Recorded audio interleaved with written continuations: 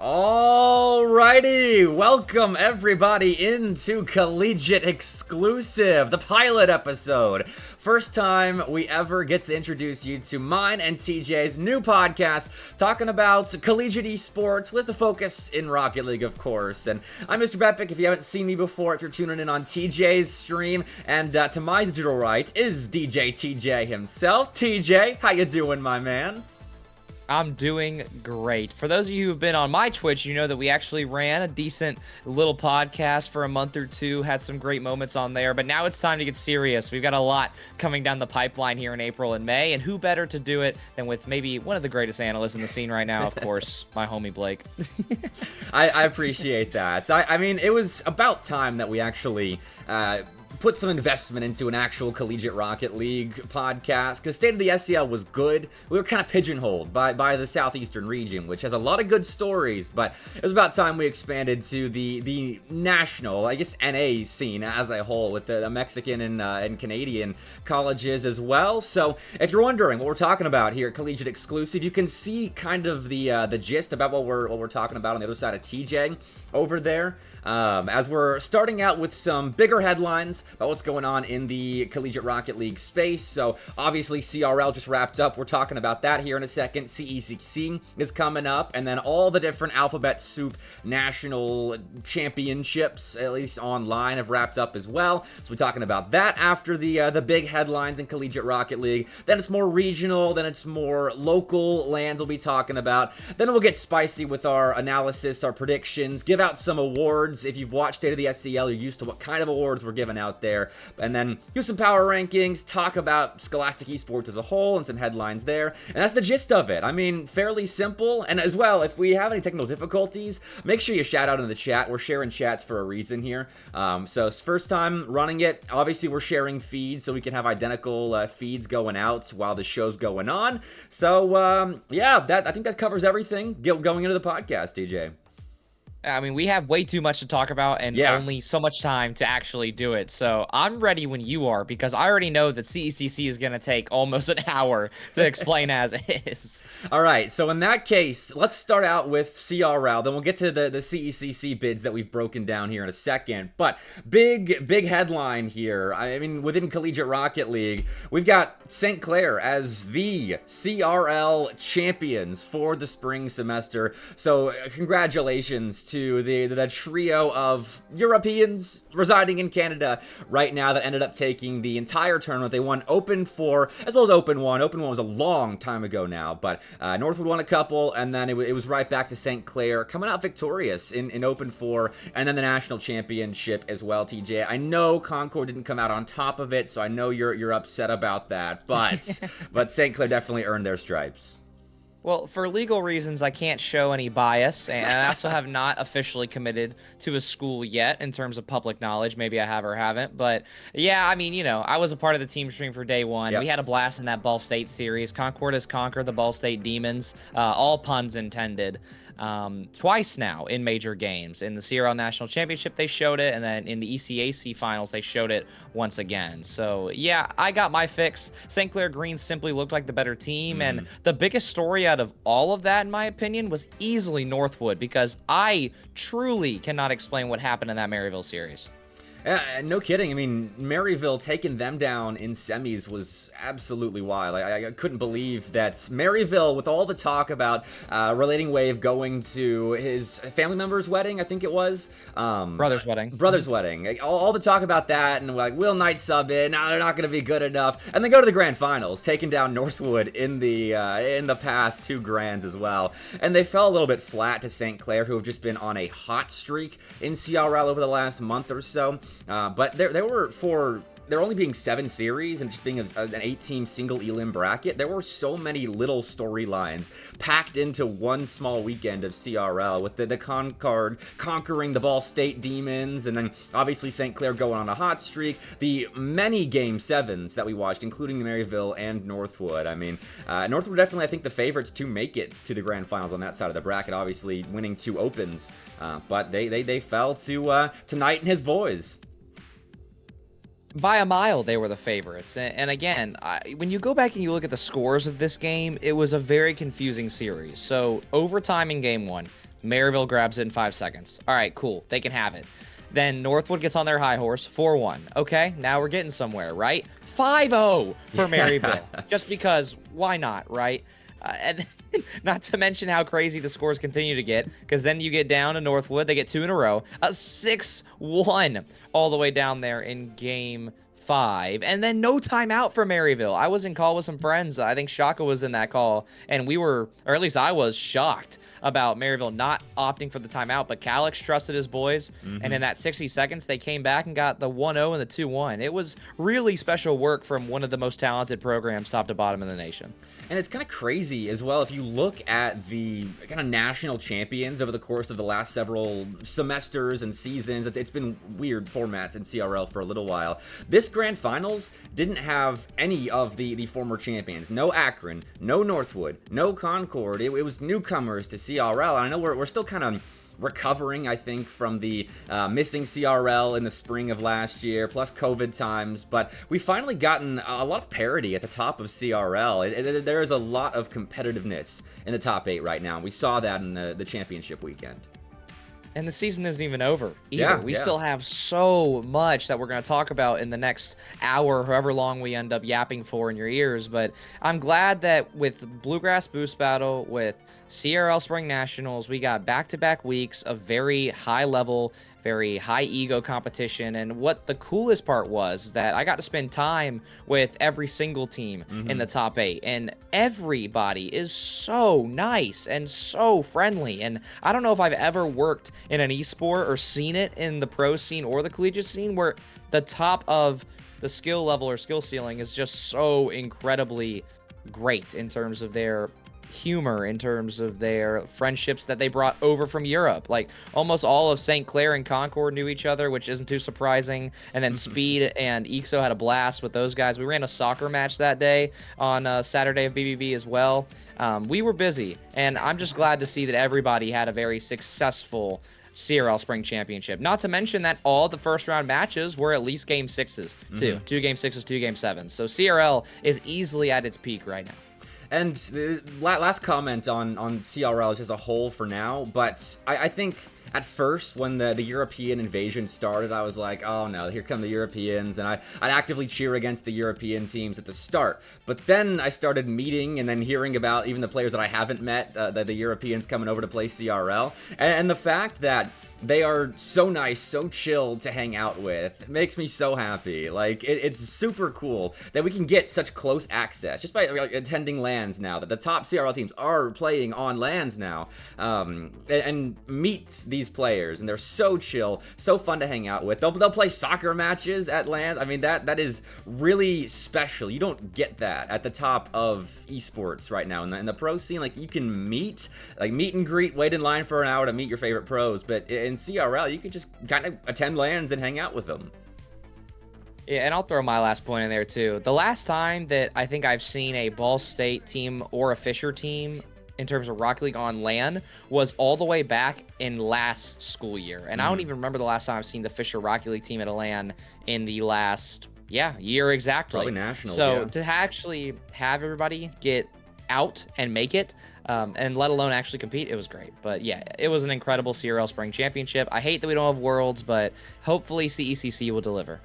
Yeah, I hope we get back to having a World Championship as well, because Uni Rocketeers is also going on. We're not covering that in this podcast right now. It is NA specific at the moment. Maybe we'll add a segment in a future show. But for now, it is just NACRL, which is what Psyonix is focusing on as well, unfortunately for Uni Rocketeers. But we've also got great third-party tournament organizers, so let's we've talked about the National Championship for a while now. Let's talk about the other kind of National Championship with qualifiers going out throughout the year. And CECC. So TJ and I did some digging, and we have broken down every single bid to CECC, as we know most of the teams that will be attending now, and we put it in this spreadsheet that I'm about to show you. So brace yourselves. It is a lot.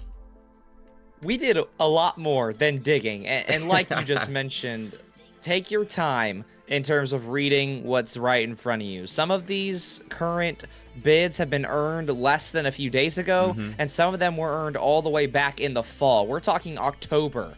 It's wild to see that finally we are less than a month away from the culmination of some of the best teams in the nation.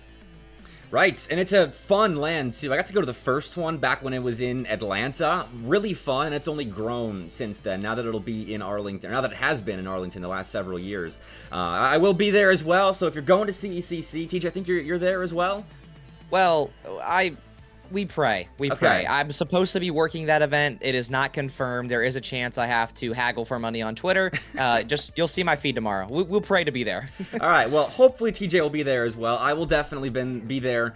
So if you're there, say hi. I already see Helix is in chat. No, he'll be there because we've got all the bids laid out here. So if you're unfamiliar with how CECC works, so there are Esports U kind of sponsored qualifiers. You've got your regional quals, which follow a map that I don't have on hand, but just imagine these regions in your head, and it probably falls along these lines. So Midwest, East, South, and West. So you've got Illinois State, Fisher, Concord, and Boise State. That Midwest qualifier was actually insane. Would recommend checking out that bracket if we don't show it here. But then you've got your last chance qualifiers as well for the teams that did not make it. So St. Clair and Northwood made it there. And then you got a Texas qualifier as well for the top teams in Texas. LCU, I believe, were the reigning champs going into it, and then got the bid again in Texas. So those are your main kind of qualifiers, and you've got a ton of conferences. So some of your traditional sports conferences, and then some esports conferences as well, it's a whole alphabet soup. I'm not going to read them all out, but you got teams that aren't at the top of CRL now competing because they won their conference. So your Pittsburghs, NAU, Villanova, Southern New Hampshire, as they were runner-ups in the ECC this past weekend to Concord, but Concord already got a bid. And then Shawnee State won the GLEC, Akron, San Jose State, Kennesaw State, and Grand Canyon, rounding out the field. So, I mean, in the middle of the field here, TJ, it's pretty competitive with teams that maybe aren't going to be winning the whole thing, but are definitely fighting for a playoff spot. Yeah, I do want to briefly rewind to LCU. Of all the dark horses in CRL, I love that team. They are extremely talented, and yes, on land, their experience isn't incredible compared to some of these other teams, but skill-wise, I really like the chances of them going against somebody, maybe like a Fisher, maybe like an Illinois State, and grabbing that series.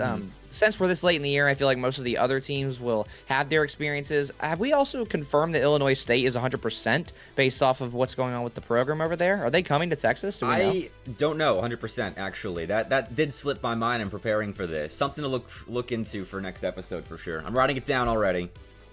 Well, we will have to see, because also I do know that roster is actively looking to transfer. At least that's the rumor mill, is that they're all three most likely going to split, which is a really crazy world where we're going to see Cosmic go contribute somewhere else. And who knows, we could even see a school like Davenport where they pick up multiple teams who are competitive. St. Clair is in that category. Northwood used to be in that category. So I'm very excited to see that. But now in terms of, yes, the Alphabet Soup conferences, Shawnee State and Akron, no surprises there. Very excited to see Shawnee State return to Texas. They had a few nice upset wins last year when I got to join them there. And, of course, Akron had to find their way in.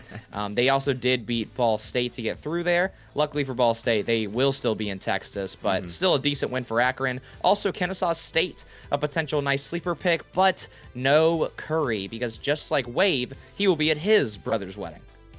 Yeah, and so Dylan is subbing in there, I believe. If that's not confirmed, they'll let us know. But as far as I know, no Curry, and with Dylan subbing in for the CECC spot. So definitely a dark horse team. I was at that Peach Belt Conference LAN, and it should have been Huntington, but I'm glad it was Kennesaw State. They definitely deserved it. They kind of stomped Lander in the grand finals. It was rough once they got up there from the lower bracket, but still. Kennesaw State there, a little bit short-handed, but still can pull some upsets. I think GCU's in a similar spot with their repertoire in CRL. And then you've got your more national conferences. Well, SEL as well. That's the esports regional conference that I was alluding to.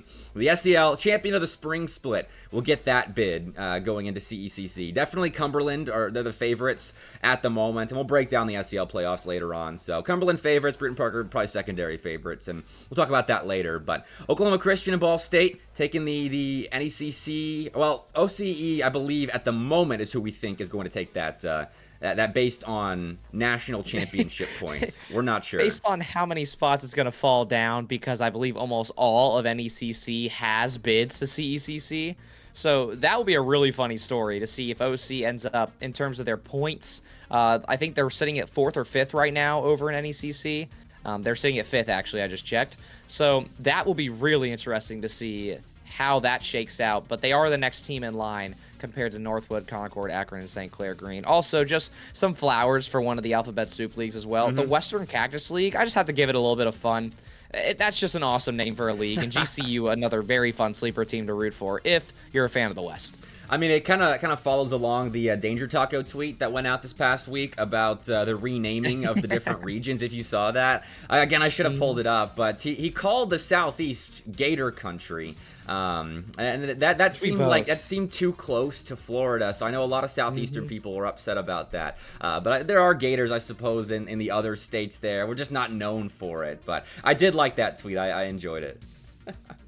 It's a nice little spin on the regions and how it could look in an alternate reality. And all that it showed was that the Northeast and the Great Lakes region is just absurdly stacked for no reason. And then you could throw the East Coast in there if you really wanted to due to the Virginia area. But it's funny just because all those schools are so close and they rarely see each other on land, even though they are so close. But Texas will get to host anyone and everyone, and basically the entire CRL, arguably top 12, will be there. So it'll be a mess. But also, no Maryville.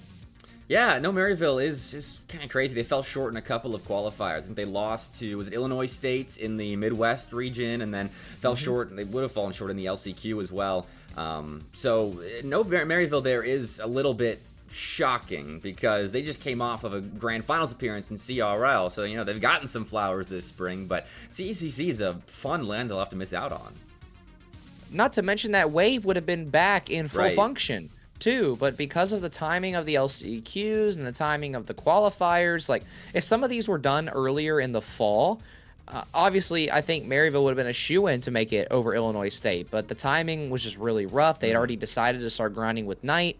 I am a little confused as to why Wave didn't sub in for that event, or if Wave did get upset in that region by Illinois State, then fair game to Illinois State if they do stick together. But there also is a decent world where maybe Maryville will get the bid. We don't have confirmation on that. I'm purely speculating, but Maryville is directly next up if Illinois State crumble before Texas, and there's less than a month left, so I hope they get it figured out soon. But Maryville out, but not entirely. Well, we'll keep some eyes out on that. Hit up some sources in the next week or so. Dig up some dirt for all of you right now. But I think the last point we want to make with CECC is about the Playfly bid, if you're curious. So Cumberland did win the Varsity Premier spring season in Playfly, but that isn't what qualifies you for CECC. The way Playfly is running it, and I'll pull the teams back up on screen. With Playfly, they are running their own national tournaments with their Open Premier and Varsity Premier teams the days before CECC. I believe it's Wednesday and Thursday, it might be Tuesday and Wednesday, but it is the week of CECC. And with that, Cumberland can't bank on getting the CECC spot with that. So if they do end up winning the SEL, they will be taking the SEL bid, as far as I've been told, talking to Claypool, talking to Neon Star about this. So you have the Playfly national teams on the right side of your screen right now, and it is a mixed bag, TJ, of teams competing against one another. Yeah, I got to talk to Claypool as well in person over at Voland, which we're going to touch on later as well. And he expressed that it's not dire for Cumberland, but they would so much rather go into a massive LAN with the Playfly pool that's going to be there, and would just know that they're going to still be staying regardless. And one of the really interesting points as well is that these schools, especially if you're talking about the Cumberlands and the Fishers at the top of Playfly, they have no choice, and luckily Fisher already has their spot. They have to book their hotels and everything through another week. You were right. It is Tuesday media day from what I believe I was told, and then it's Wednesday, Thursday comp. Friday, I believe, is media day for CECC. So these players are going to be pulling pretty wild shifts, and also I got to talk a lot about the budgeting for this event with Coach Claypool. It is ridiculous what these schools are going to have to do. But for a school like Cumberland or a school like Fisher, they're hoping they can maybe walk out of there with 2 championships and also a whole lot of stories to tell, because Texas, not entirely a very normal place when it comes to lands. I know plenty of stories from plenty of teams, including my experience last year going there. It's a very fun area. And also, the lands are in 2 separate parts of Texas. The Playfly Championship is in San Antonio, I believe, which is a decent ways down the road from Arlington. So that's another interesting point. Different hotels, different travel. It's a lot to dedicate yourself to. Okay, yeah, I'm surprised. I'm not a fan of the timing on this and that it affects the CECC spots. I like the feeding into it, but that's a nightmare for planning purposes. I mean, I worked a year in a collegiate program, and I know my boss would have hated this, trying to figure out, okay, if we go to CECC, these are the hotels that we need to book. We need to make sure we can cancel them if need be, or maybe if you're an awesome program, you let your players still attend it, but then players might not want to attend it if they don't qualify through Playfly. That's a nightmare. And, I mean, I definitely think it's between Akron Gold and if Stockton get the spot, because Akron qualified in both the Open Premier in fall and spring. I think it's between those two. But, I mean, how do you plan for that if you might get the bid? That's really a big oversight, I think, from Playfly, using that to feed into CECC. And I'll correct myself, too. It is NECC Nationals that are being held that makes in San Antonio. More sense. The Playfly Nationals, I actually am not sure if they're being held in Arlington or not, because I was trying to look on their social and their news releases. I did not see it. So I'll talk about the NECC Nationals, because that is a whole different story. Almost every single major CRL school will be in San Antonio for almost an entire week before they then have to travel all the way to Arlington and then have to fly out, of course, once all that is said and done. So that is the logistical nightmare, and objectively, I think I can say this, NECC and CECC are probably 2 of their most important championships next to CRL. I mean, NECC is the biggest alphabet soup national league at the moment. I think when it came to registration, NECC was clear at the top, then it was ECAC second, and then Playfly and Mace, because I joked about the fact that they should merge and catch up. We're at 3rd and 4th, in pretty similar spots. NECC definitely right now, I think, is the best competition nationally outside of CRL, outside of CECC. So we will be talking about their playoff section. I think now, actually, do we have anything else to talk about with regards to the headlines, TJ? I don't believe so. I mean, we talked about all the major qualifiers, talked about the points. We don't exactly have the confirmed list of teams with us, but from my research, I believe it is Davenport. It is Oklahoma Christian. Those are the LCQ2 teams who made it. And then in the other side of things, it is Northwood, Concord. That is for certain. And then outside of that, I was not able to find it. So, I mean, those teams alone, it should be a great week of play. And, I mean, I got to talk with Johnny Boy and Taylor and that whole crew over at Concord not that long ago in Kentucky. That they also opened up about what their experiences are going to be like. And it's a lot of traveling. So that was my main point. It's going to be a lot. You got to be ready for it. And at least you finally get to breathe after you finish those 2 major events. Right, spending basically several weeks in Texas, and then for Cumberland as well, they are likely going to the SEL land a week after that. That's a serious travel month for schools there. But let's talk about national news. We'll talk more about CECC in the coming weeks for sure, since it's coming up about 3 weeks from now.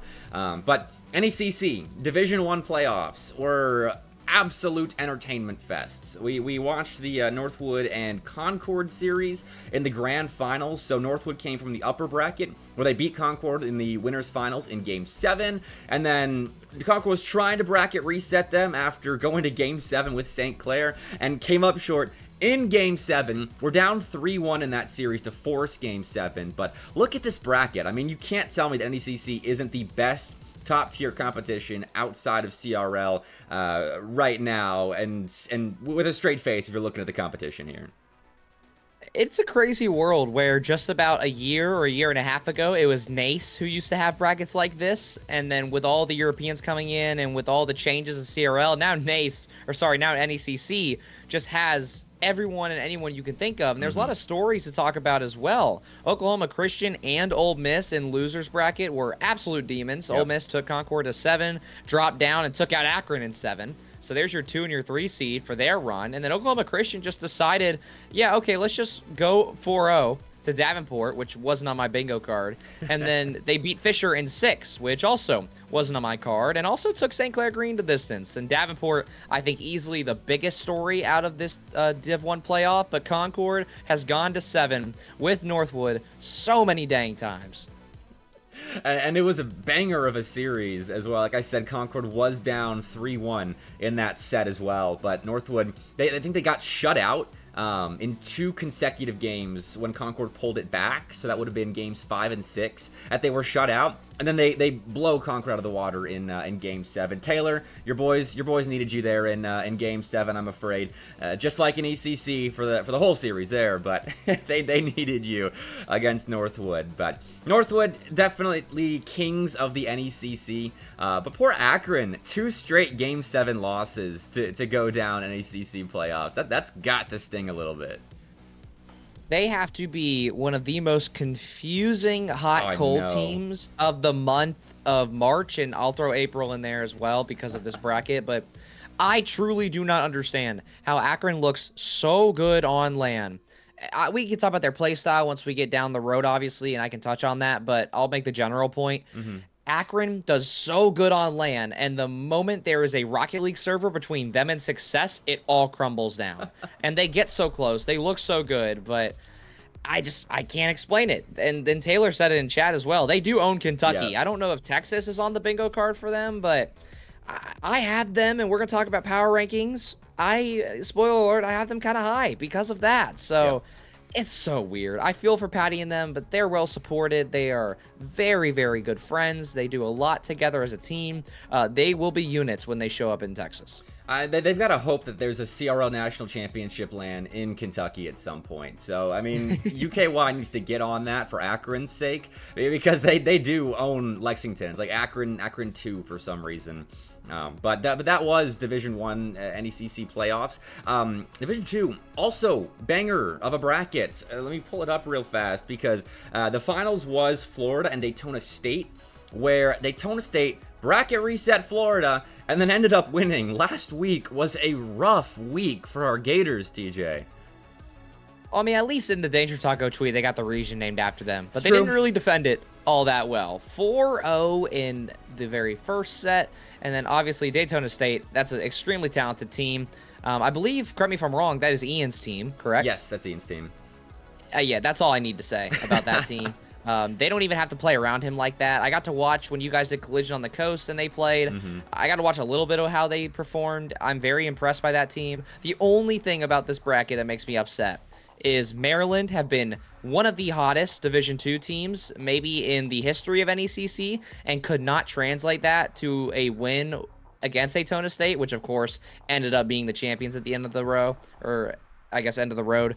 And also King was not upgraded to Division II after winning in the LCQ at the beginning of this spring. So that's also a point I have to bring up because King really, I believe, would have been contenders, but I am very proud of Condors. They are representing Canada very well and maybe could be next up down the road. Who knows? And also their director, love him.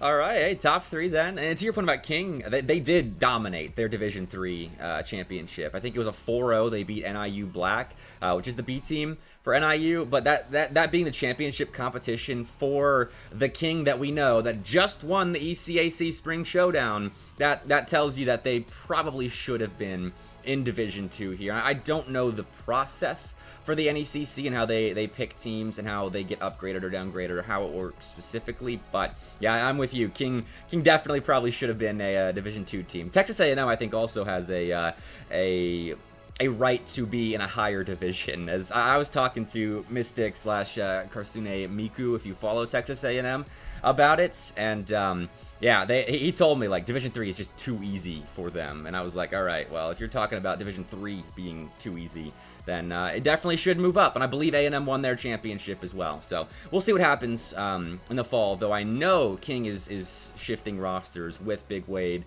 graduating. May he rest in peace of old age. But he went out with a bang. Which I'm glad that we just set up that talk about Wade beautifully because he looked great. over in New York, and that they looked like they had a blast too. They had RIT in the grand finals, which I would not have that team beating King. They did beat them in uppers, however, and then turned around and King finally got the matchup down. But also, I mean, Blake, you talked about the Division II NECC playoffs, but you didn't talk about the West playoffs, and I want to very briefly touch on that because St. Edwards, Northern Arizona, Indiana Tech, Grand Canyon, Carthage, St. Edwards. This, I rarely say this. The West looked good.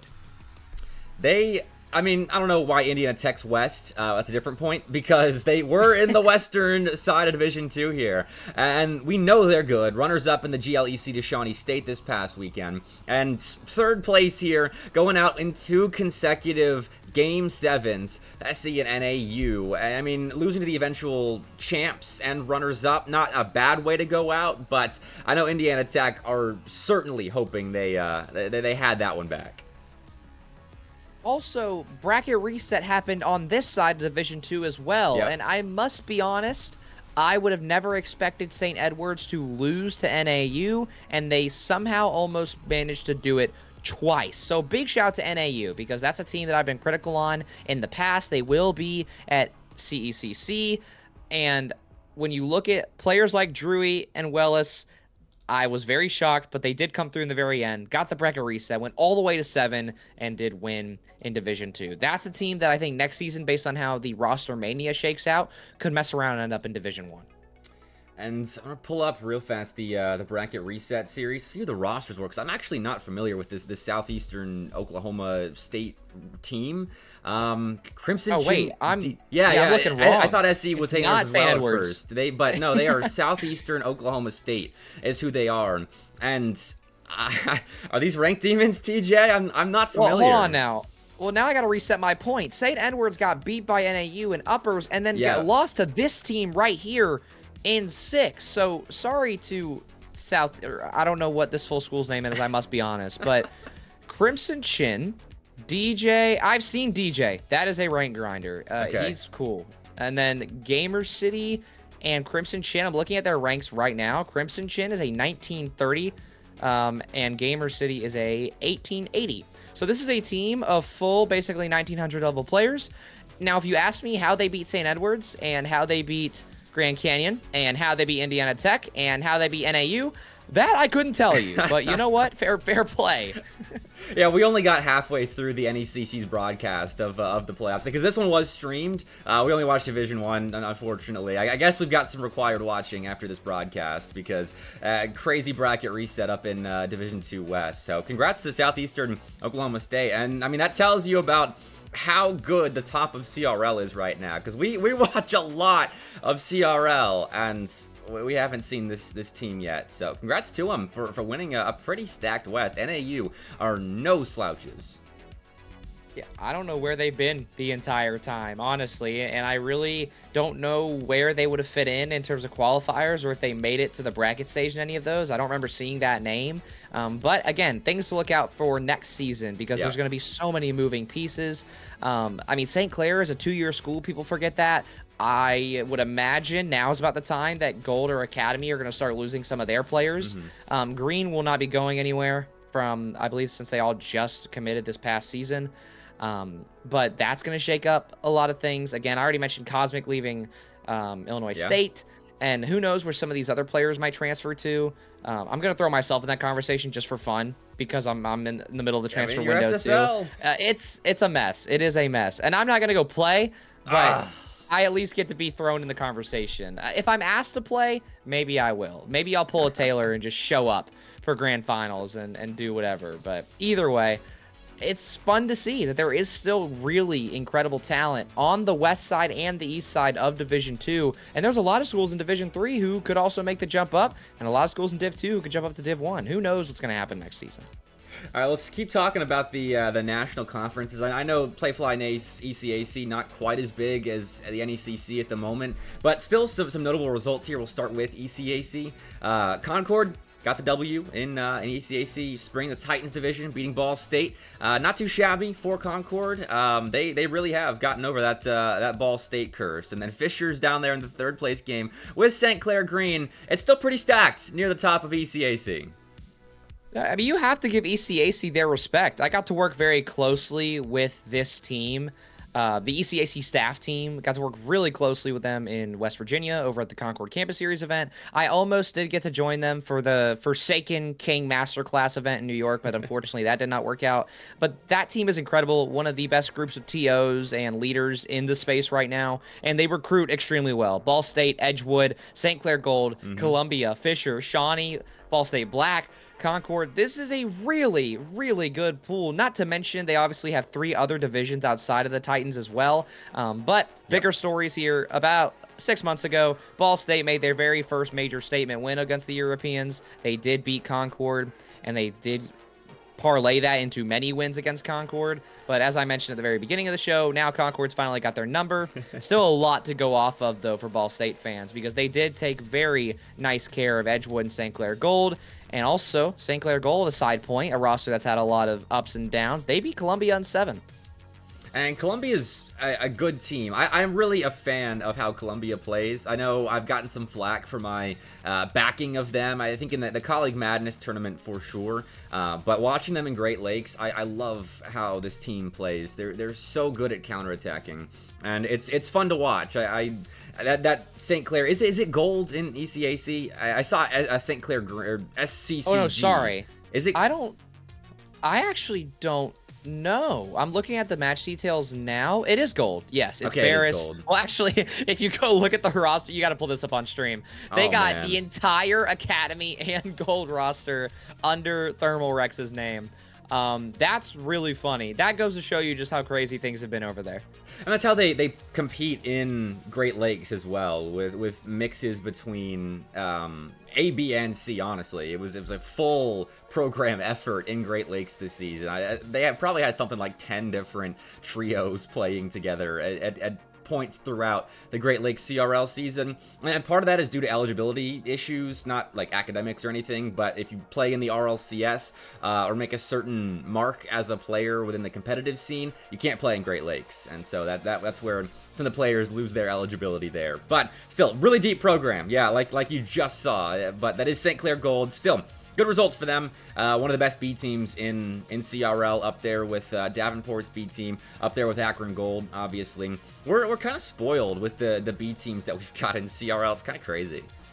They took Fisher to 7, too. Yeah. Can't forget that. The third place match was a banger as well. It was actually probably the most entertaining matchup of the entire playoff. So big shout out to them. And yeah, the program depth is something that I'm very excited to see. Building community on campus is such an underrated factor, and I don't want to develop too much into the big collegiate talks, but you can see the effect on programs like St. Clair when they roll up to a LAN and have all 3 of their teams and their managers and their staff. It's a real family feel, and a lot of these players are being shipped around the country and making relationships together. So it's such a valuable thing, and I love what Sean's doing over there in Canada, and I hope they continue, and I hope more programs follow suit. I would hope the entire CRL Top 8 picks up B teams. Why not have Fisher White make their return, Northwood White make their return? I think even Concord's B team was called Concord White or Gray. I think Taylor could confirm it was Gray. So why not? Let's just get more colors in what's already way too many acronyms to learn. I mean, we saw both Fisher and Akron competing in LANs. Their A teams were at BBB, their B teams were at Collision on the Coast, competing at the same time, same weekend, completely different states. So I think that is the future of CRL for sure, developing teams that way. But we'll talk about, I think, NACE now, move on to another national conference. So this was not the full bracket. You're about to see the full NACE bracket, but only 2 rounds were played, I believe. And yeah, only 2 rounds were played. The top 8 teams qualified for the NACE LAN. So that's where the playoffs will finish up on LAN. But this is what the bracket looks like. It is a beast of a bracket. But I think the top is fairly expected. Shawnee State over Illinois State might be a notable result for Shawnee State. Solid there. LCU beating Oklahoma Christian. Nice little Texas versus Oklahoma matchup right there. Bruton Parker and Davenport definitely had my attention. It's the Davenport B team that Bruton Parker beat to make to LAN. But even though the bracket finishes, it's this round right here that has your LAN teams. Yeah, Bruton Parker are making a major run, especially granted that their LANs have been much less on the attention span for them because of the talent that's gathered around them. Not to mention that they've struggled a lot against Kennesaw State within the state of Georgia. So Bruton Parker have been fighting to even be known as the best in their state for years now. And now they actually finally get a chance to go, and I believe it's in Orlando again for NACE Grand Finals. And obviously it is going to be beautiful down there around this time of year, I hope. And again, it's a beautiful pool of top 8 teams. I don't think it's the true nature top 8 in all of CRL, but there is a lot of teams missing in NACE as well, but also a lot of sleeper picks. Shawnee, you can never count them out. They always find a way to upset somebody. Old Miss has obviously been on a tear recently. Lunar seems to be playing out of his mind. And then LCU, I've already mentioned them. Very, very popular dark horse pick. And West Virginia, Bruton Parker. That right there is the matchup I want to focus on, because those two rosters have gone through a decent amount of change. I'm talking about Gyro and Cass, respectively, for those two schools. And their play styles, their performances, it's never been consistent this year. And West Virginia has been radio silent over the last month.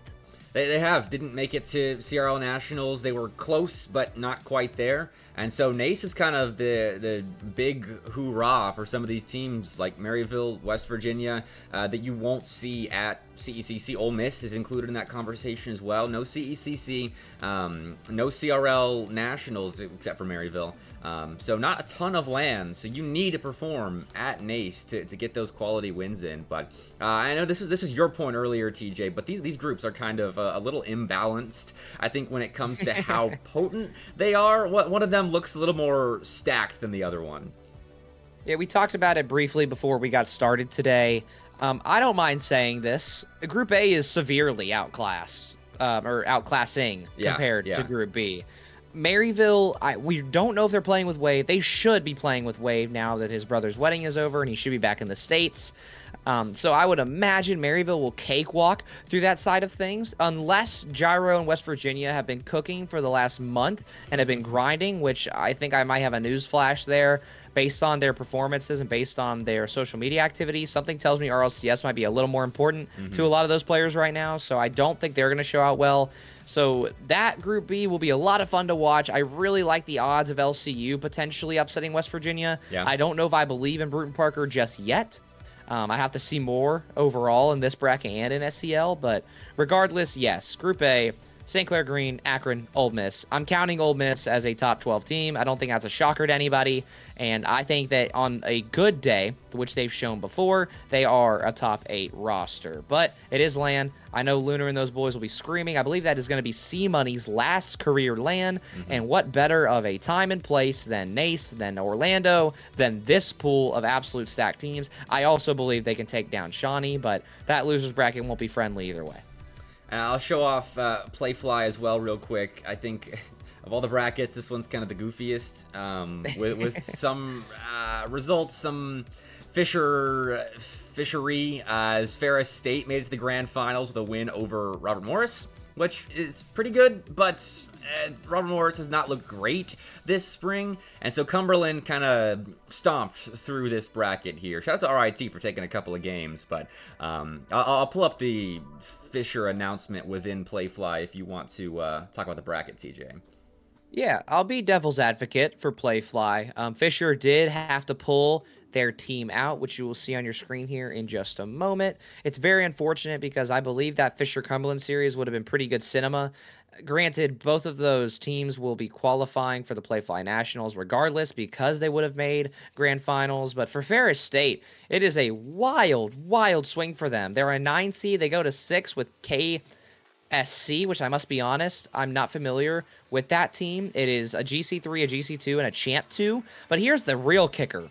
Ferris State, rank-wise, right here on the match page, they are a GC3, a SSL, and a Champ 1. So I know that Robert Morris has had their fair share of ups and downs, and more so downs this year after losing the veteran man himself, which now his name is slipping my mind. Illuminous. Thank you. Yeah, well, him and GJM. They lost 2 players. Well, GJM's still there. Oh, Rad Moves. Sorry, Rad Moves. GJM replaced Rad him. Moves.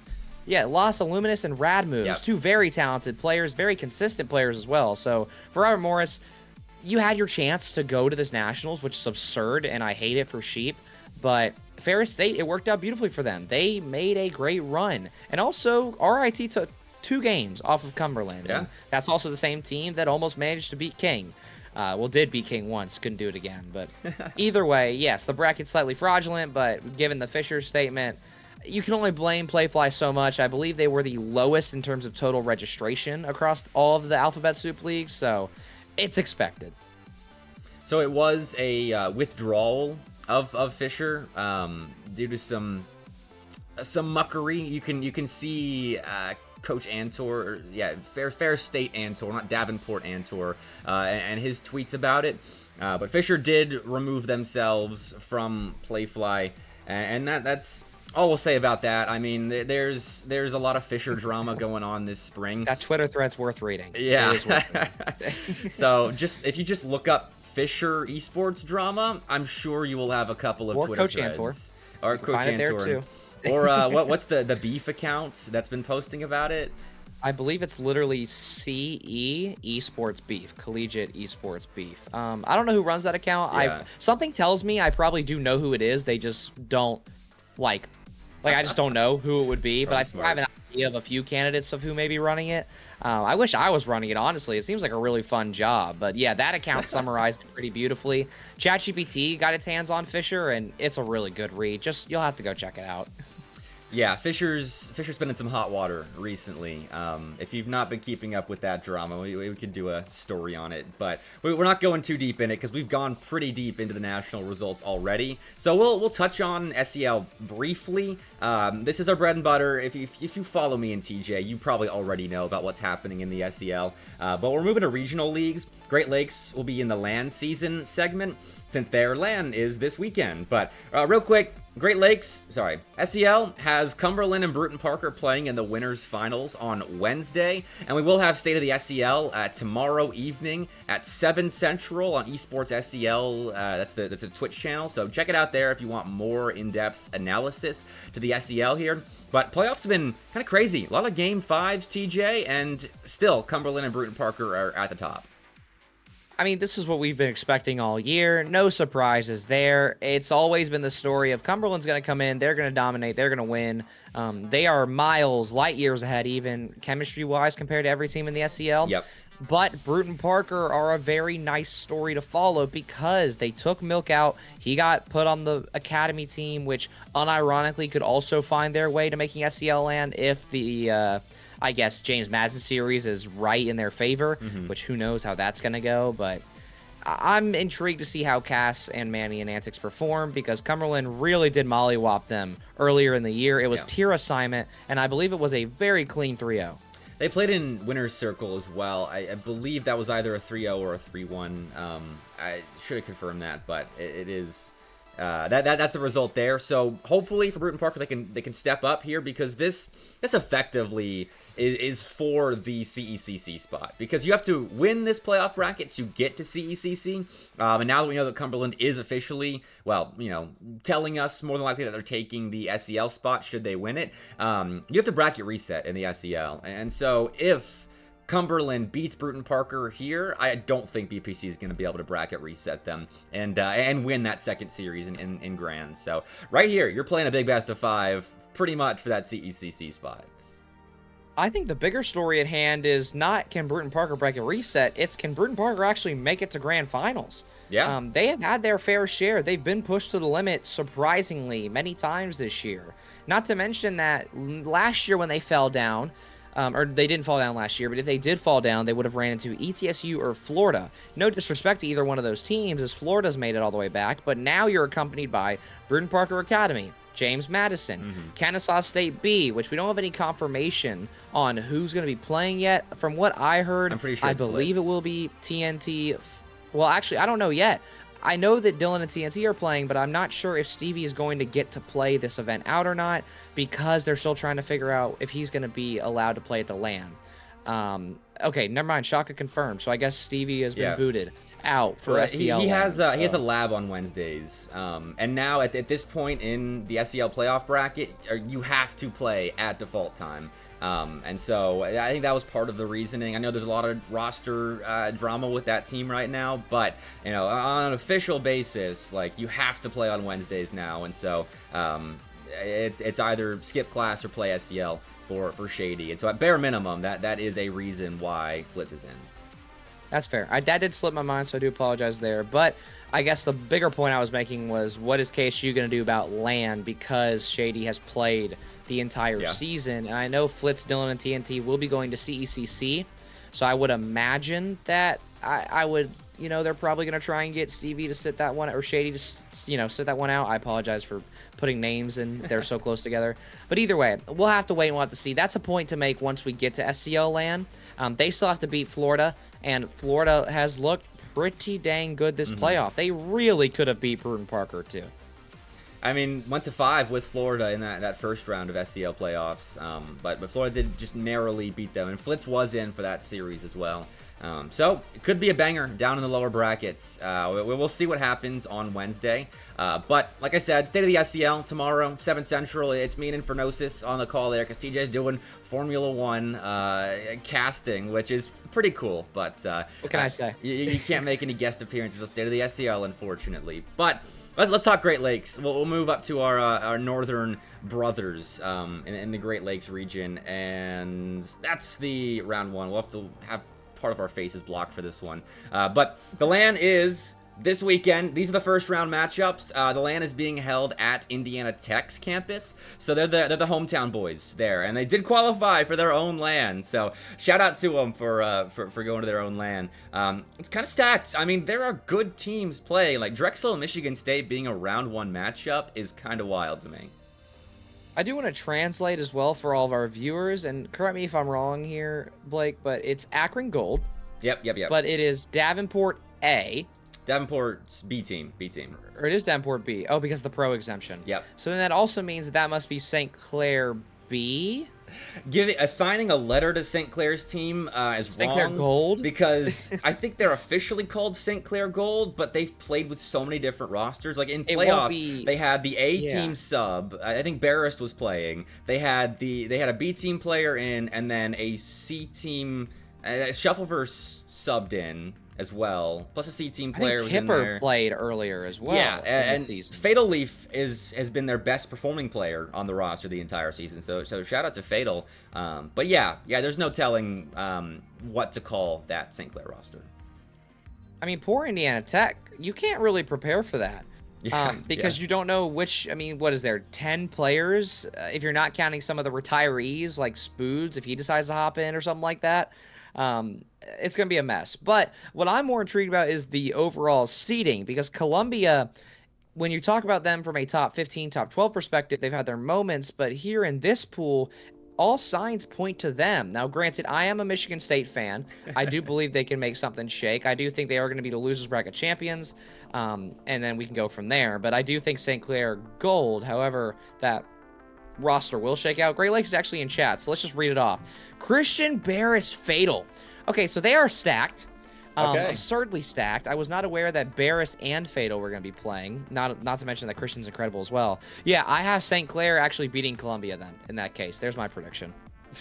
All right, fair enough. It's a good roster, but Columbia has been the top of Great Lakes. They just won the last event, and let's see if I can pull up. Yeah, okay. I've got the major right here. I'm taking the matchups off screen real fast. This is what happened in the last Great Lakes event. Columbia College won it all.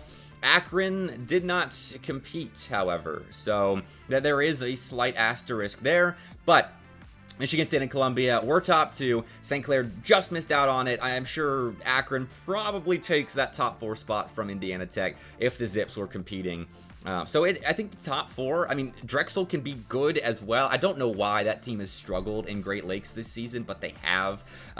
You would expect them to be a lot better in GLCRL, but they are coming in as the 7th seed, if my memory serves. Just squeaked in there. But Columbia is at the top right now of Great Lakes. So if you're just looking within a Great Lakes context, Columbia are favorites in my eyes. Yeah, I guess I'm just rooting for chaos. And also with Drexel, I think it's the Illinois State / potentially West Virginia effect, where RLCS really throws a wrench in this team's practice schedule and their plans. Also, Drexel is not a scholarship program. So who knows what could be going on over there? I mean, obviously, we both have worked in major club programs. It's a mess at times. Yeah. So that's why I really do like Michigan State. They're not a scholarship team either, but they are very well supported by Alienware and their staff team. And then obviously, I don't need to talk about St. Clair. So I would love to see Michigan State win it all. That would be like my heart pick. But I do think St. Clair with that roster, especially since that should be the roster that sticks for the rest of the season, because that team is extremely talented. I do like their odds against Columbia. But Columbia as a unit, as a team, as a mind-numbingly collected group of three, they very rarely falter, and that's why they're the 1 seed. Davenport as well, I think, is a scary team. Byra, Para, and Tater, I think, get overshadowed by their A team, because obviously their A team is a top team in CRL right now. But this is one of the best B teams in all of Collegiate Rocket League, and they are so dangerous. And you look at their names, and you may not immediately think dangerous team to play against, but they are really consistent and are really explosive offensively. I love this team story. They're always ready to compete in my show matches as well, which gains a lot of favor with me. But these guys are grinders. They were former A-team players, and you kind of get knocked down when Brock and Cam come in. But they're still that good, and I could see a world where they beat Akron in round 1, honestly. I'm willing to believe it. I don't see why not.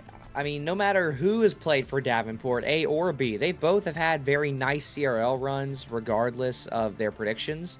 And Akron Gold, yes, as of recent have looked good, but in the fall, they really had a tough time. True. So I don't know if it's going to show up at the wrong time again, but Akron seems to have gotten rid of it. I think I will still pick Akron to round out the top 4. Yeah. In fact, yeah, I think it's going to go pretty much as seeded outside of St. Clair and Michigan State. But it's going to be close. I mean, you just showed the major. There was a Game 7, and I believe in losers finals.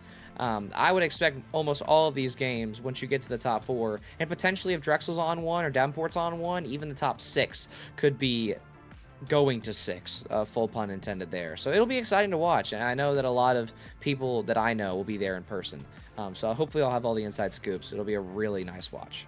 Yeah, good luck to everyone competing this weekend at the Great Lakes Land. Shout out to Great Lakes for being another great regional league. I know TJ and I are very involved in the SEL. I cast the occasional Great Lakes event, but shout out to our brothers in the north of Regional Rocket League. But we got more lands to talk about. There is another land, or there were more lands going on in this past week of competition. We'll start with Volan. I think it's worth talking about. TJ, I know you were hoping for playoffs here. Maybe didn't come up your way, but talk about what the Volan experience was like.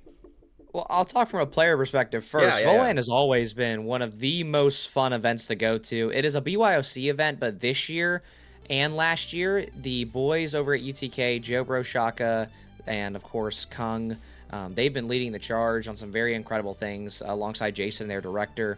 And not to mention that this year they got us in an actual full lab. Shout out to Nox Esports. They did beautiful work with us. And also Shaka works there. So thank you to him for getting that organized. Look, I'm retired.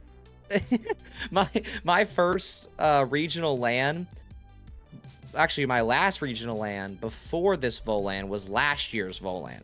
So it's been a year since I've played in a major in-person southeastern event. I'm not complaining. I got to bring my high school phenom Asian Eyes there, and yes, he is an Asian. That's not derogatory.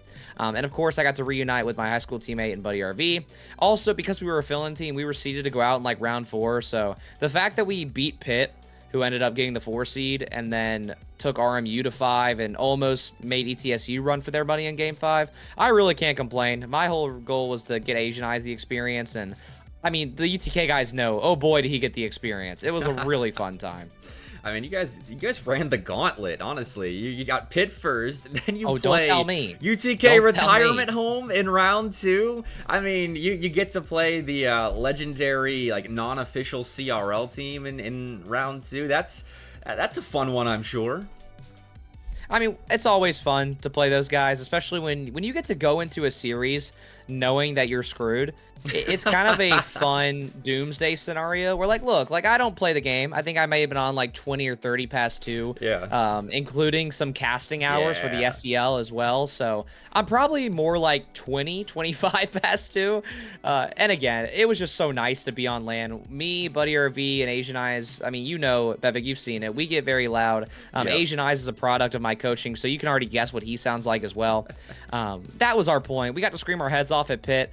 We had a few notable comms, none as cancelable as last year, thank God. That's good. But, you know, this year we had a really good time. Playing ETSU was really fun as well. We unironically, and I don't mind saying this, I'll stand by it, we could have beat ETSU because Skyline and Adrift were struggling that day. But Landon, oh my lord, Landon played really good. And so now I'll stop talking about me as a player. I'll talk about the event. Because when you go down to look at the playoffs, it was very, very shocking, and I'll just go ahead and rip off the Band-Aid. Yes, you're seeing that right. Robert Morris showed up at 12 o'clock on a Sunday and took out a very, very strong Tennessee retirement home. Yeah, that's what Robert Morris has been doing this entire season. Like, they have losses to Ferris State, but they have wins over UTK Retirement Home and Southern Miss, and I'm sure there are other wild ones in there as well. Like, this RMU team confuses me so much. And then they go to Game 5 with Kennesaw State, and this is with Shady playing as well, but still, they almost reverse sweep them and take them to Game 5 there. I don't get this RMU team, but they are might be the most unpredictable team in all of CRL. Yeah, I also was holding off to bring this up, but Jobro already said it, so I guess that means I can now publicly say it. Let's just say that Saturday night was one of the most fun after parties I think I've ever had in my esports career. And on that note, yes, UTK may have been a little influenced by that. Yeah, lack of sleep. And RMU, lack of sleep. Yeah. Let's just go with that. RMU was not at that party, but they do have Demented Sheep 24, my glorious king. So I'm just gonna, chalk it up to that. But obviously, you can see the losers bracket. It's a whole lot of orange. Yep. Tennessee did exactly what they were expected to do the moment they lost to Robert Morris. Full pun intended. They sobered up down there. And managed to lock in, take down ETSU, Kennesaw State, and then obviously Cumberland did what they do. But that series, unironically, was pretty close. And Kennesaw State, I was very well impressed, very well surprised by that team.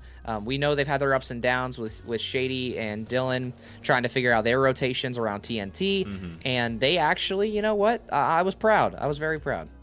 And I shout out Cumberland as well. They don't get a ton of mentions, I think, because everyone kind of expects them in the SEL at Volan to win. But shout out to Cumberland for not dropping in a game the entire event. Like 9-0 in Swiss, and then 14-0 in playoffs. Like they came in and dominated and took home a LAN in their home state, which I love that they're traveling to Volan as well, because there are a lot of teams that could be like, no, I'm not playing some random land. It's not some random land. It's insulting the Volan. But compared to CRL or CECC, something like that, Volan is not up there when it comes to top CRL prestige. But Cumberland is still there playing it and hanging out with people. So I think that's pretty cool. I mean, I have personal bias towards those guys. I love Polar. I love Nex. They are so nice to everybody. Next, when I saw him in Kentucky for the first time since last year's Boost on the Beach, he screamed my name and came almost like a movie scene. We ran to each other and hugged. I love that guy. He is just such a sweetheart, and Polar has been notoriously fun to be around. That's the nicest PG way I can say it, for years and years now. So yes, they deserve all their flowers. Coach Claypool has done an incredible job building that program, and I really, really pray that when CECC comes around that Cumberland walks away with at least one award. I don't care if it's Coach of the Year, Director of the Year, Program of the Year. Top to bottom, this is what Cumberland does. They show up, they are willing to pour love into the community, but you best believe they're going to win it. Hey, they're finding a lot of W's this season, so shout out to Cumberland, and best of luck the rest of the season as well within SEL at CECC. But other LAN going on this weekend, slightly smaller, both in team size and I believe prize pool as well. Let me confirm that before I actually say that. Volan was $1,000. $750. Coastal Clash was $750 less. Yep. So let's show the results here. James Madison got the W. Ability goes out as a senior. Well, this is his last LAN ever. And he gets the win. Sponsored by Gen G. You could see Magic Bear and Cheese in the winner's photo. But James Madison took the W here, beating PJZ, Proto Zenom, and Jay. So Jay is of James Madison, George Mason. Sorry, we always confuse those names. But Proto and Zenom, I recognize from the DC2's lands. But are they on a team, TJ? Do we know collegiately? I gotta be honest, Tihan is the guy to ask. I'm not even sure if those two are in college. I thought they were high schoolers in the region. I could be totally wrong, but they did look very impressive, and they deserve their flowers. Yeah. Not to mention that of all the teams they struggled against, it was James Madison. And they also took them to 7, which is wild to me that series went to 7. And it would have been really tragic if James Madison found a way to throw at the clutch time because, and I hate saying this because I love gadding them, they have been a team that struggled whenever the lights get the brightest. But luckily they were able to handle it. Again, I'm a big Maryland fan this semester. They almost made something happen in losers, but lost in 4 2 times at PJZ. It's a very fun event though, and really a big shout out to Gen G for getting involved in the community time and time again. They were also a sponsor for the Bluegrass Boost Battle, not to mention how closely they work with schools up north like Syracuse. They also partner Florida's club program, for example, and many others across the nation. They are just really cool people. Also, they got Danger and Bass to cast virtually. Yeah. That's a very big budget pull. And obviously a $600 grand prize. Besides all that, that's super, super valuable to these players as well, because I think almost all of these teams, actually, I apologize, I believe all of these teams had to travel out of their own pocket other than Shenandoah. So that's super interesting. I'm not sure if GMUB got it covered. Maybe Tihan or Shaka could let us know, but regardless, very fun event. Thank you to Gen G. Also, Cheese and Magic Bear being there was super nice of them. They were literally getting tagged across my feed, I think maybe 10 to 20 times. So, and they were retweeting and commenting. So those guys have earned a lot of brownie points in my eyes. Gen G has always been doing it right, but yeah, very fun event. And Maryland's going out 3rd place. They've kind of struggled at times in lands that I think they could be more successful. But hey, apparently PJZ's pretty good. Shaka in chat informed us that apparently Zenom is a senior. Sorry, Proto's a senior. Zenom is a junior. And they are allegedly looking at George Mason. So we gotta look at Tihan and his recruiting skills, getting George Mason settled up for the future. So they played well at the Coastal Clash and placed 2nd alongside Dev is what Shaka's saying they played with. So maybe the Wikipedia page is not up to date, which we saw because the bottom 4 invited teams didn't have rosters listed. So that's what happens when no one's keeping up with the Wikipedia page, sadly there, which is a rare sight. But regardless, let's briefly talk about our predictions. You and I put together CCS brackets because we have taken so long to talk about the national results and regional results. We had our own celebrity CCS predictions brackets, and I'll start with mine because I've still got it pulled up. Actually, yours is close. We'll start with yours, but. Okay. It was posted on Twitter in celebrity fashion. This is what you posted, and so you've got Missouri winning it all. What are your thoughts on Missouri? Well, I mean, also I'm gonna save a point about Northeastern. We can talk about that. That's one of my big upset picks. But Missouri, okay, here's my vision. Crims is back. Crims should have actually been playing the game. This is a roster that, obviously, with Bubs on the field, you can never count out. And when it came down to the end of it, I know that in CCS history, normally you're supposed to ride with Akron Gold, but I have to be honest. Missouri, out of every single roster in this event, is the most experienced at the highest level. And if Crims is on any more hours than 20 past 2, I think it is almost free for them until they go up against Akron Gold and Michigan State. I mean, I have them beating James Madison in 6, and then I have them going to 7 with Akron Gold, 7 to Michigan State, and that's my bracket. So I just have a lot of faith in Bubs, if that's the core value of it all. But also, it would be very cool to see Michigan State and Missouri. I got a lot of friends on all of the top 4, top 8 teams in CCS, so who knows? There's so many upsets that could happen. This is just my take on it. Did you touch on Charlotte and Drexel with Charlotte getting the win there? I can. Yeah, do it. All right, so hear me out, right? Okay, that's really all I got. Just hear me out. Okay. I have to make one bold pick. Okay, here comes a crazy take. If Charlotte and Drexel are together at their peak, I'm picking Bala. Hear me out. I know it's crazy, but I do believe that Charlotte as a unit can play better together than Drexel ever has. Now, granted, based on what Charlotte's plans are, maybe they're already like chalked for the season. Maybe they already stopped playing the game. If that's the case, then yeah, Drexel's going to come in and probably win that in 5. But I'm just making the assumption that these teams do actually want to win. There's a decent amount of cash on the line. So I like Charlotte's odds. That's my upset pick. Northeastern also my upset pick over Radford. Yeah. I like the upset picks. I think a Charlotte versus Northeastern Elite 8 matchup would be hype. And I think I agree that Charlotte's peak is higher than Drexel's peak. But I've seen Charlotte go through serious droughts, offensively, especially against teams that they just shouldn't be going on droughts against. And so I do worry about that. But if they're hot, they're hot. And beating FIU would be a pretty good warm-up match going into Drexel. So good luck to them. You know, they're an SEL team, SEL school. So I'm cheering for them there. And we've got some chat reporting as well. Shout out Somber. That's Proto played with Darklight and T-Corel in an off-season tournament, and Somber got to watch him, saying Proto is cracked. If you're playing with Darklight and T-Corel, you gotta have a pretty good baseline. And Jesse has said that Crims is on 13.5 past 2. So chalk it up. Just chalk it up. Yeah, and I'm still picking Michigan State in that final, no matter who comes out of the right side. But other than Missouri, I think Missouri's the only team who beats Michigan State. I think Michigan State can beat Akron Gold, but we'll just see. It's CCS. There's way too many dang teams, and it's college. There's very few. I think there's only 2 or 3 varsity programs in the suspected top 8 of this whole thing. So the kids could show up partying the night before. They could have an exam that week. They could sub somebody out earlier and flunk out. Whatever. That's my take.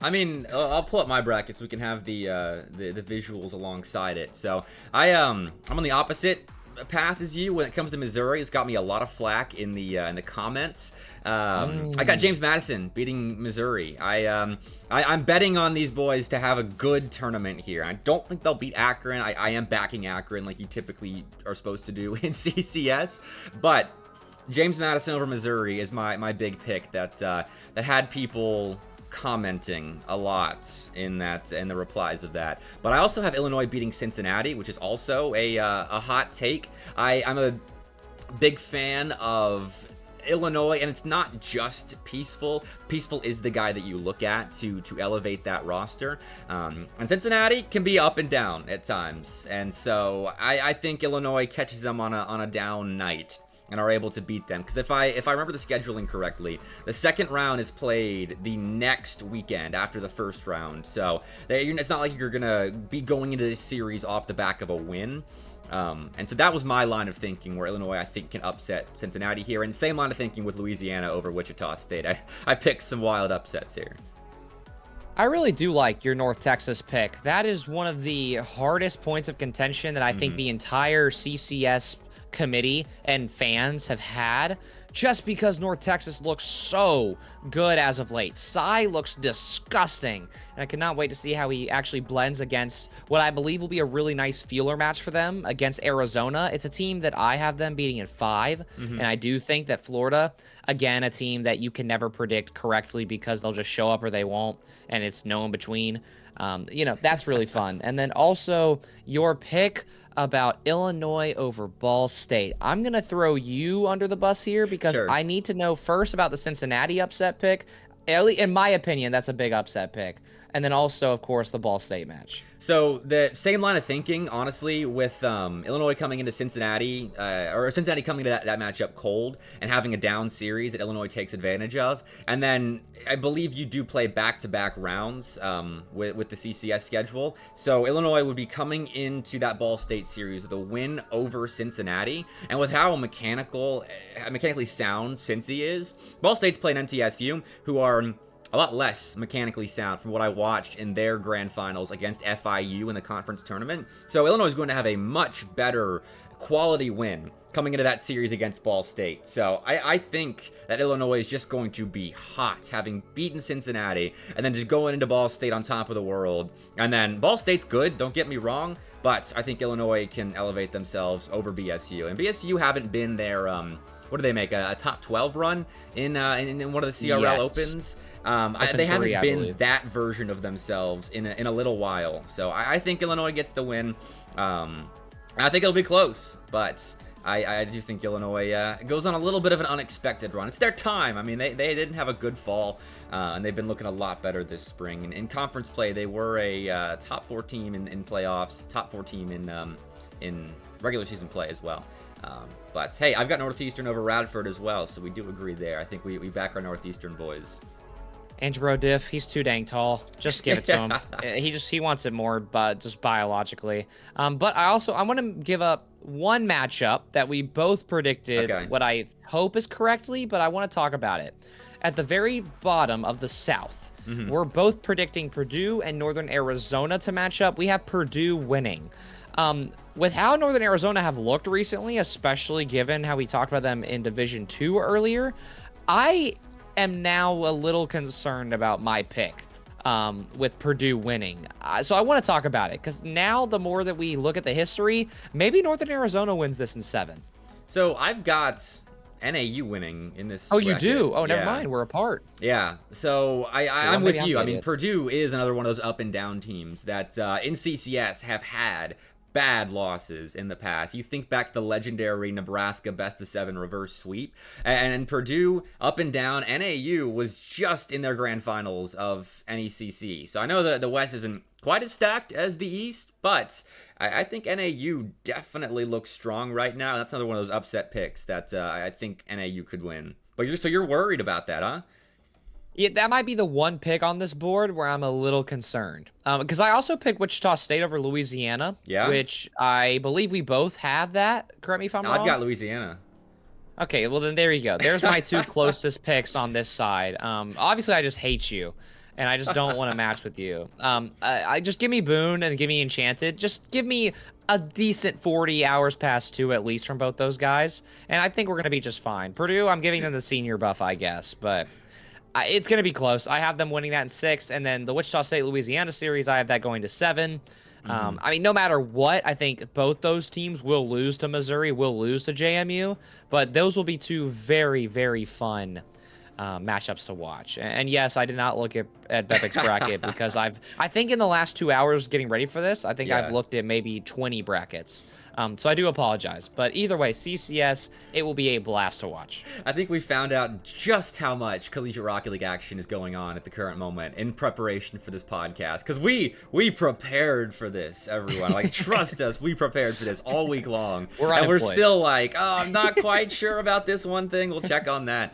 But the fact that you're worried about 2 picks that we differ on does make me feel good about my picks, so I appreciate that. We'll see. We'll see. Let's go to our awards of the week, because we will have to wrap up soon. I think 90 minutes is where I'll cut us off for our podcast. But awards of the week. So TJ and I have both selected a team of the week and a player of the week to talk about and award digital accolades to here. This is a State of the SEL segment that we're bringing over into Collegiate Exclusive. So TJ, I think I'll give you the honors of going first here, so feel free to award away. Yeah, well, we had 2 LANs this past weekend. We had Volan and we had the Gen G LAN. And easily a lot of fun competition there, a lot of different players to pick from. I picked from both of them respectively. My player of the week is Demented Sheep 24, the man himself, and I will say the 24 every single time. Yes, he's had a very tough time with this brand new RMU roster, but he looked great, not only against me, and I played 2s with him for months before, but also in general in that bracket. Without Demented Sheep, RMU, and I hate this, is a little aggressive, without Demented Sheep, RMU is not successful. Yeah. Case in point. He is very consistent. He is grinding. He is looking to make the next step to 2K 2100 level play. He is a future name that I hope I get to commentate and continue to build my friendship with him with. Love that guy. And James Madison is my team of the week. They finally, after so many tough land showcases, especially Collision on the Coast, they grab it on home turf. I'm very proud of the GAD family. I'm going to just include all of JMU under the GAD family name because sometimes I feel like the GAD family is bigger than all of JMU. Very excited for everybody involved over there, and a lot of very positive notes for their future throughout the rest of the semester. We'll see how they do in CCS as well, but for this week, that's my team. All right, well, I'm on a similar note with the player of the week. I chose Ability. I love the story of seniors winning their last LAN. We had Big Wade. He was my player of the week on State of the SEL last week for winning the ECAC Spring Showdown. Now it's Ability for winning the Coastal Clash, his last LAN. Even though James Madison is likely going to the SEL LAN, he will be at, I think, his brother's wedding. I think that was what the where he's going to be that somehow. weekend. The brothers need to stop getting married during CRL season, I tell you what. But Ability won't be there, and so Tyler will be taking his place. But Ability goes out with a big-time W at Coastal Clash. So that's my player of the week. Well done, Ability. Enjoy graduation. And then my team of the week is kind of a program of the week, and this is late because we hadn't started Collegiate Exclusive yet. Akron is my team / program of the week for the reason I'm about to share on the screen. When they competed at the Collision on the Coast and Bluegrass Boost Battle at the same time, they lifted trophies, the A and the B team did, approximately 20 minutes from each other. TJ, you were calling the BBB Grand Finals. I was calling the Collision on the Coast Grand Finals, and I was watching both. I was like, oh my word, Akron is going to win both of these at the same time. And so I put out a tweet about it, and I had to talk about this. The fact that the B team, first of all, won more money at their LAN, beating Florida in Game 7, than Akron Blue won, beating St. Clair in the Grand Finals. But they lifted trophies at the same time, and I don't think that has ever happened. I feel pretty confident in saying this, in Collegiate Rocket League, maybe Collegiate Esports, ever. Yep. I was just about to say, it's definitely in Collegiate Esports ever. I'm very proud of both those teams. I love hanging out with those guys. I just played with Jan in a little pickup league like a few months ago. Those guys deserve it, both teams. They grind like hell to actually make it to the top of CRL in their respective divisions and leagues. And Akron Gold was actually going to be a BBB, then made the decision to drop out and drive themselves to Collision on the Coast. So they really committed making that drive from Ohio and then winning it all. It was very impressive. Also, I will clarify, yes, they did win more money, but also more teams won money in Kentucky. Yes. So that's why the split was a little different there. But it is funny that Jonathan, Milio, and Oxy did end up more profit, or in more profit probably, than Patty and them. But it was a lot of fun to witness that. It was also poetic how this whole thing happened. Both teams made their decisions to compete at their respective lands, and then they come back winners. They all have trophies together, all the prize money. It's a lot of money for those guys to have. And also Akron's been changing leadership recently as well. So a lot going on over there, but now that everybody's got their foot on the gas pedals, it's great. It is really, really great to see, and they are probably one of the best collegiate programs to look out for. Very briefly, I'll mention their R6 team. They are almost on the verge of winning all 7 collegiate Rainbow Six Siege leagues. They've won 4 out of 7 this far. They are 3 away from doing the Grand Slam, which I don't know if a team's done that before, then maybe like Northwood or something. Anyways, little minute for Akron there. Love those guys. I mean, their R6 team also qualified for the Pro League as well. Isn't that correct? Yeah, they are a challengers team. They're a tier 2 Rainbow Six team professionally. Tier 2, and I mean, the Akron Rocket League team, first ever CRL roster to make an RLCS main event. So that's 2 esports where they're professionally competing and collegiately dominating, which is so impressive. Like that, Akron, I would say they are the best collegiate esports program, hands down, when it comes to results like that. So shout out to Akron. Those are our awards of the week. And TJ, with us approaching 90 minutes, I think we postpone our power rankings for a future week, because the way we did it, I think it's worth talking about in a future week. So if that's all right with you, we'll move on. Yeah, we got time next week. CECC still, we got some weeks to go, so we can revisit our power rankings next episode. So yeah, we can move on. Let's go to the last segment. All right, so this is our Scholastic Minute. We're going to wrap up our podcast talking about Scholastic Esports as a whole, because there was some pretty big news in high school esports this past week, and I'll put the tweet up on screen. So this is Steven, I think Junkaj is how you say his last name. He is at Detroit Central Catholic Central at DCC. You got it. Okay, he is one of the best coaches in the high school scene. I'll put it that. They've got one of the best programs. They were Play Versus national champions last year. They're playing in HSEL this year, and they qualified for nationals. And this happened. The national LAN, which was awesome last year. I casted it remotely with Danger Taco. Great LAN. It got canceled in the middle of the season with teams already having qualified. And I'll enlarge the graphic as well. Like, this is absurd. I haven't seen this happen before outside of COVID times. I do my best to not get personal regarding HSEL and their history. I never want to make a big scene out of this, but I can't really bite my tongue for much longer regarding Generation Esports. I'm not going to give a crazy hot take here, but this is not the first time they have canceled nationals. And if my memory serves me right, I believe this is the third time. I think I was corrected. I think I accidentally said it was more than that earlier. But regardless, it hasn't happened.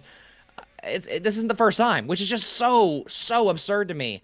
The first time it was canceled, it was actually its inaugural year. I was a high schooler, and I was going to go with my team to this event. We were the spring national winners at that point. And I know what that experience was like, playing rank A, playing rank X players, and earning a title in high school with that level of competition is something that every student deserves to learn from, deserves to enjoy. It's a beautiful experience to go, especially when you host it in Texas. I think it was at the HyperX Arena, I believe, the past years. It's a beautiful venue, an incredible venue, and I hate that I didn't get to play at it. I hate that the teams that I coach haven't gotten to play at it. And for these guys, I really do feel for them. Yeah. I put a tweet out very shortly after this where I said, if anybody wants to pick up the best teams from HSEL and run our own national, let's do it. And that tweet got 7K views and a whole lot of comments. So to the community, I deeply, deeply appreciate you guys, because I am actively trying to create the experience that my high school self got robbed of, and now that these high schoolers have gotten robbed of. It is god-awful, it is horrendous, and it's very sad to see. And I hope something does happen with regards to giving these students a nationals LAN, because I have heard rumors that HSEL is going to move things online, maybe increase prize pool. These are all reports What happened last time? Unconfirmed that I've seen on Twitter. So I hope at least they make up for it a little bit, or a LAN is hosted by third parties that step up to fill that void, because to have your potentially senior LAN stripped from you, I mean, like you talk about, TJ, that's got to be awful for those students. And I hate that this is happening in the middle of the season, canceling it between fall and spring. Maybe the money's not there, maybe a sponsor pulls, okay, but to do it less than 2 months out in April, yeah, that's not a good look for the HSEL, so I'm disappointed about that. Other things, I think this is kind of a sour Scholastic Esports minute. Positive note, hopefully someone picks up the slack. Let's talk about NECC Project 1 next. 4 Rocket League teams competed in this. It was supposed to be the big Division 1 NECC project for only D1 schools, and it kind of fell flat. The 4 schools, I'm only remembering 3 of them. It's UCF, Texas A&M, Oklahoma, and I forget the 4th, but I don't even have the link, I gotta be honest, so I can't help you here. I did get confirmation that these schools did not pay extra to compete in Project 1, but for what was kind of hyped up at the start of the season, TJ, Project 1 fell flat. Yeah, and again, it's a very sour Scholastic Minute, but it's important to talk about these topics. I hate how personal the Scholastic Minute is for me, because I was on the creation committee. That wasn't the official title, but I was very deeply involved in the creation of Project 1. Unfortunately, a lot has happened since I was on that committee. Well, first of all, I was going to be at UGA for the rest of my career when I was planning that entire thing, so that's where a lot of my drive came from. Now I'm not even probably going to be at a D1 school, which is really funny. But outside of that, yes, Project One was meant to be almost like the Power Esports Conference was, Yeah. where all the major D1 programs, like your Syracuse's, your Boise States, your Ball States, could all join and help drive major involvement at the Division One level. I'm a very strong believer in collegiate esports that the Division One schools, the moment that they start getting scholarships, like your Auburns, like your UGAs, if Michigan State and Syracuse get to that point soon, that is where this scene will take the next step. That is what is required for us to grow as a scene. And Project One was supposed to be the platform for that to happen. But NECC, Project One launched. Things went radio silent. I was not involved anymore, and I watched this happen. Yeah. And I love Jacob. I love NECC and Caleb and what that staff team does, but I am very confused as to where the vision and the drive went for this. I was promised a lot of different things that didn't end up happening. It's very weird. I'm not the only program who was messed up after this whole thing went down the ground, and the fact that there even is a LAN for them, and also the fact that there was only 4 teams, that right there has got to be one of the weirdest things since NACE was only bringing 2 teams out for their grand finals. Well, talking about the LAN, I do have a screenshot of the announcement about the Project One LAN Last Chance qualifier. So it's not just Project One teams going to the Project One LAN competition with the words kind of similar or similarly placed in this announcement, but it will be composed of teams from the Missouri Valley Conference, Summit League, Mountain West, MAC, Big South, and Project One. So it's going to be a double elim bracket. Top 4 teams make it to this LAN, this Project One LAN. So they're kind of lumping in the more traditional sports conferences in the qualifier for this LAN. So it is still D1 technically, but Project One is I mean, they got kind of lost out, it feels like, to the traditional sports conferences here. Which I'm glad that the traditional conferences are finally starting to get involved. I just hate the timing for all of this didn't work out correctly. But in the end, as long as the D1 schools are getting in their areas, or their conferences, I mean, and then getting to go to major events, that's what my goal was. That's why I was involved on the planning committee for this whole thing. Again, it's just weird, just odd. And yes, they had to combine with the actual NECC Nationals. I hope some of the teams use that advantage, getting maybe a free route through Project One, and we'll get to go make something happen. Albedo, I'm looking at y'all in Oklahoma. Hopefully you guys can go make something happen at NECC Nationals with your teams.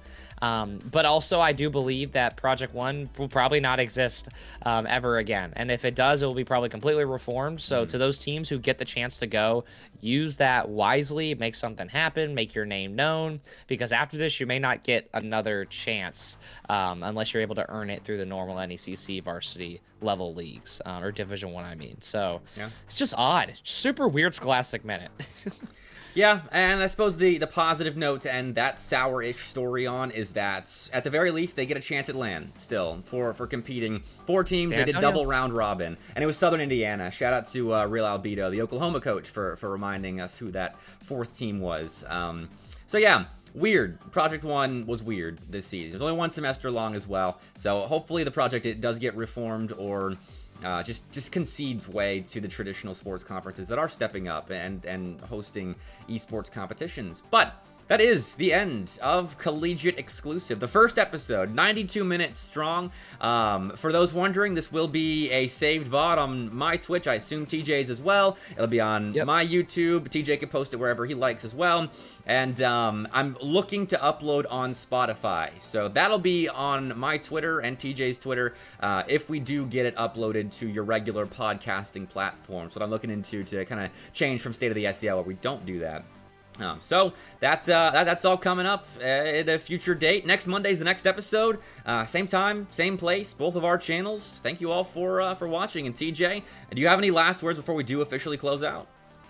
I mean, no, it's just nice to actually get to sit down and podcast once again. Yeah. This is fun. There's way too much to cover, and me and you have had our own private conversations about the state of Collegiate Rocket League for so long now. I'm glad that we actually get to provide the content, and then hopefully once we transition into the summer, we'll keep the action going. We'll have LANs to cover, and then hopefully CCA Summer League will start up. We'll get to talk about that, and then we'll roll into the fall maybe with a bigger viewer base, maybe with a bigger following. Maybe we rival some other esports podcasts. podcast. It's a lot of exciting stuff. Just very glad to be a part of it, and I hope it's the start of something special. And we get to see everybody next week, and we get to talk about CECC power rankings, which we made them pretty spicy, so don't miss it next week.